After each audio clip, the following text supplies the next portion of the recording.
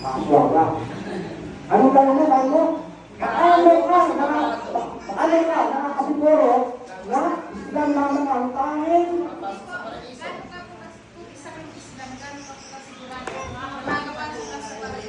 Marami ka nang gagawa ng kasalanan. makagawa.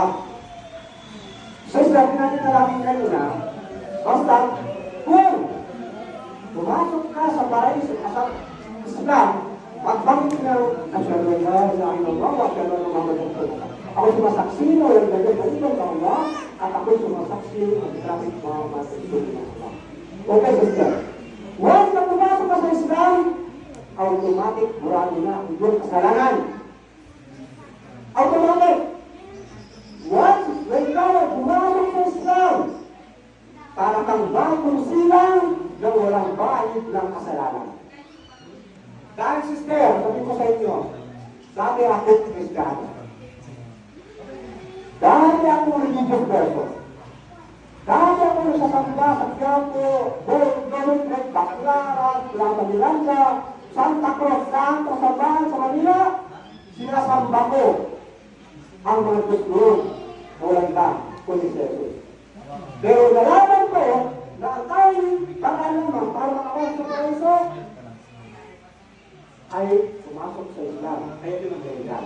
Sapagkat maraming palatandaan at sinabi sa ganun na oras na Propeta Muhammad, binagay kami kanina, ang lahat ng aking umma, lahat ng aking followers ay papasok sa Paraiso.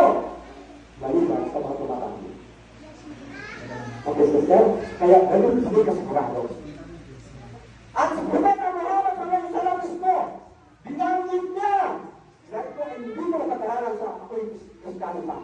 Si Propeta Muhammad mismo, nagsabi kung ano ang ngayon sa Paraiso. Si Propeta Muhammad sa mismo, ang nagsabi kung ilang ang baligan ang kalamitan. Yung mula dito sa puro ng Christianity.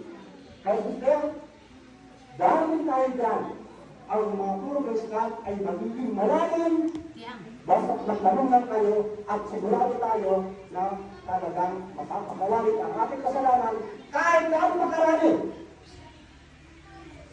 Sabi nga, sabi, ang mga anak naman ay patuloy na buwan ng kasalanan. Ngunit ang pinakalamot sa kanila ay ang bumili ng kapatawaran. Kaya pag ikaw na sa Islam, patuloy kayo, ako tawarin mo ako, tawarin mo kayo sa pagkaman ng tao so, papasok ko sa Islam sa akin. At yun ang susi para makapasok kayo sa tao. Gusto ko na malaan, kaya lang, may oras ka na dapat natin sa gawa. Okay?